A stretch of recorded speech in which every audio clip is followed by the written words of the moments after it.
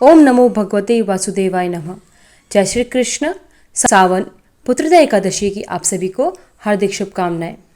आज के इस वीडियो में हम सावन पुत्रदा एकादशी की व्रत कथा को सुनेंगे।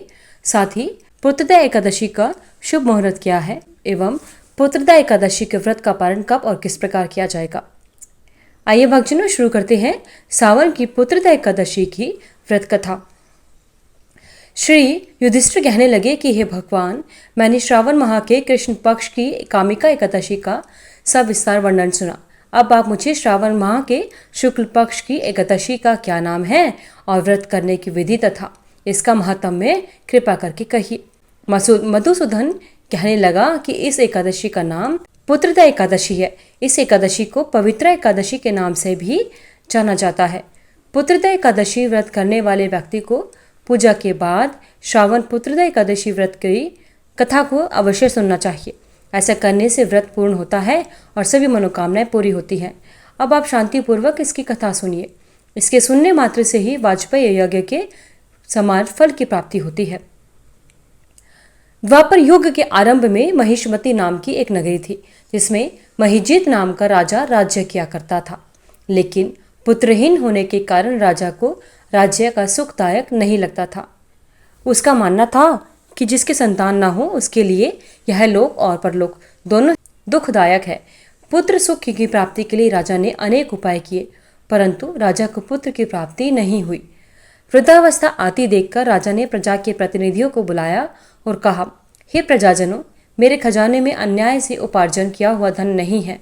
न मैंने कभी देवताओं तथा ब्राह्मणों का धन छीना है। किसी दूसरे की धरोहर भी मैंने नहीं ली है। प्रजा को पुत्र के समान पालता रहा। मैं अपराधियों को पुत्र तथा बांधवों की तरह दंड देता रहा। कभी किसी से घृणा नहीं की, सबको समान माना है। सज्जनों की सदा पूजा करता रहा हूँ। इस प्रकार धर्मयुक्त राज्य करते हुए भी मेरे पुत्र नहीं हैं, सो मैं अत्यंत दुख पा रहा हूँ। इसका क्या कारण है? राजा महिजीत की इस बात को विचारने के लिए मंत्री तथा प्रजा के प्रतिनिधि वन को गए। वहाँ बड़े बड़े ऋषि मुनियों के दर्शन किए। राजा की उत्तम कामना की पूर्ति के लिए किसी श्रेष्ठ तपस्वी मुनि को देखते फिरते रहे। एक आश्रम में उन्होंने एक अत्यंत वयोवृद्ध धर्म के ज्ञाता बड़े तपस्वी, परमात्मा में मन लगाए हुए निराहार, जितेंद्रिय, जितात्मा, जित क्रोध, सनातन धर्म के गूढ़ तत्वों को जानने वाले, समस्त शास्त्रों की ज्ञाता महात्मा लोमश मुनि को देखा, जिनका कल्प के व्यतीत होने पर एक रोम गिरता था। सबने जाकर ऋषि को प्रणाम किया। उन लोगों को देखकर मुनि ने पूछा कि आप लोग किस कारण से आए हैं। निसंदेह मैं आप लोगों का हित करूंगा। मेरा जन्म केवल दूसरे के उपकार के लिए हुआ है, इससे कोई संदेह नहीं है। लोमश ऋषि के ऐसे वचन सुनकर सब लोग बोले, हे महर्षि, आप हमारी बात जानने में ब्रह्मा से भी अधिक समर्थ हैं, अतः आप हमारे इस संदेह को दूर कीजिए। महिष्मती पुरी का धर्मात्मा राजा महिजीत प्रजा का पुत्र के समान पालन करता है, फिर भी वह पुत्रहीन होने के कारण दुखी है। उन लोगों ने आगे कहा कि हम लोग उनकी प्रजा हैं, अतः उसके दुख से हम भी दुखी हैं।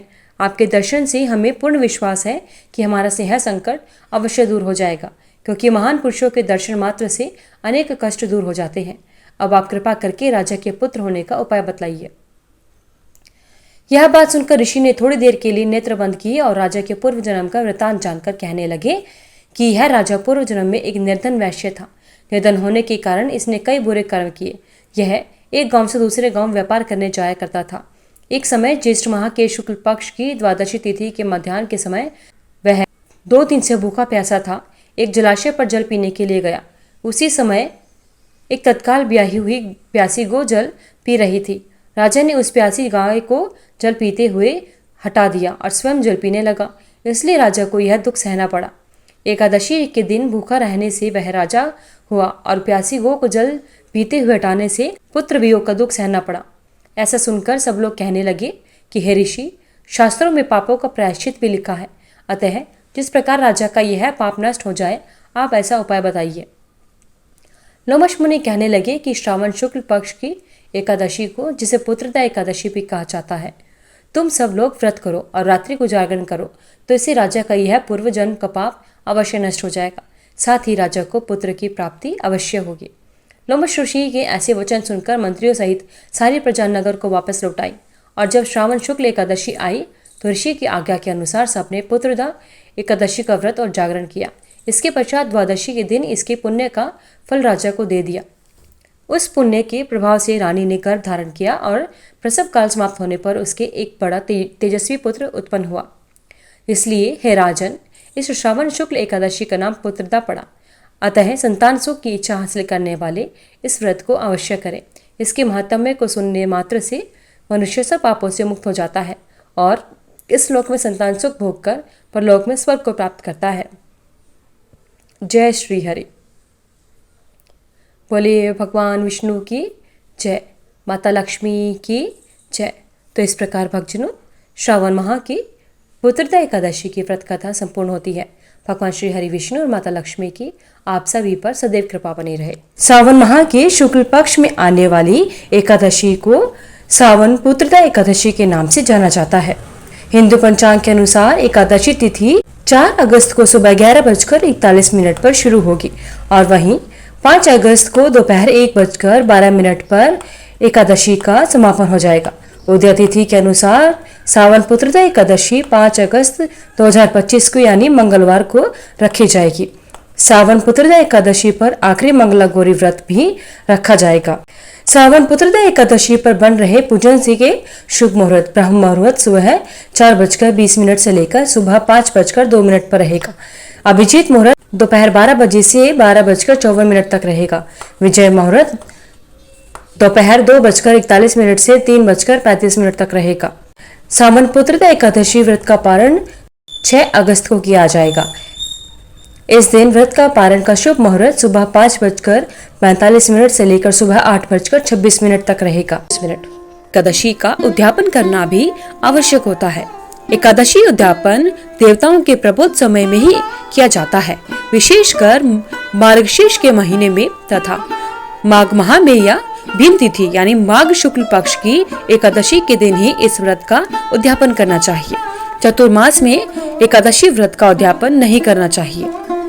जब आपकी 24 एकादशियां पूर्ण हो जाती हैं, तब आप इसका उद्यापन कर सकते हैं। तो आइए जानते हैं एकादशी व्रत की विधि क्या है। करने वाले भक्तों को दशमी के दिन से यानी एकादशी से एक दिन पहले से ही कुछ जरूरी कामों को या नियमों को मानना पड़ता है। दशमी के दिन से ही श्रद्धालुओं को या भक्तों को मांस, मछली, प्याज, मसूर की दाल, शहद जैसे खाद्य पदार्थों का सेवन नहीं करना चाहिए।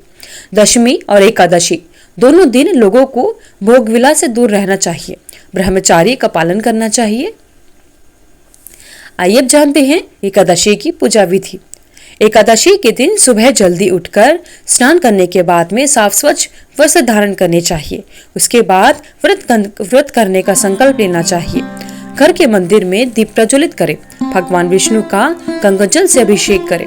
भगवान विष्णु के साथ साथ माता लक्ष्मी की भी अवश्य पूजा करनी चाहिए। भगवान विष्णु को पुष्प और तुलसी दल अर्पित करना चाहिए।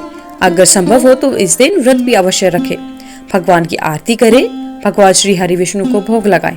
भगवान श्री हरि विष्णु को जो भोग लगाया जाता है उसमें तुलसी दल अवश्य शामिल करना चाहिए। कहा जाता है कि तुलसी दल के बिना भगवान श्री हरि विष्णु कोई भी भोग स्वीकार नहीं करते। इस पावन दिन भगवान विष्णु के साथ माता लक्ष्मी की भी विधि विधान से पूजन करने का विशेष महत्व होता है। श्री हरि विष्णु जी की पूजन सामग्री में श्री हरि जी का चित्र अथवा मूर्ति होनी चाहिए। साथ ही पुष्प, पुष्पमाला, नारियल, सुपारी, अनार, आंवला, जो ऋतु फल होते हैं, धूप यानी मौसम के अनुसार जो फल मिलते हैं वह सभी फल, धूप, घी, पंचामृत बनाने के लिए कच्चा दूध, दही, घी, शहद और शक्कर चाहिए। धन्यवाद। अगर आपको इस वीडियो में दी हुई जानकारी अच्छी लगी तो वीडियो को लाइक करें, शेयर करें, चैनल को सब्सक्राइब करके बेल आइकन को जरूर प्रेस करें ताकि आगे आने वाली सभी वीडियोस की नोटिफिकेशन आप तक समय से पहुंचे।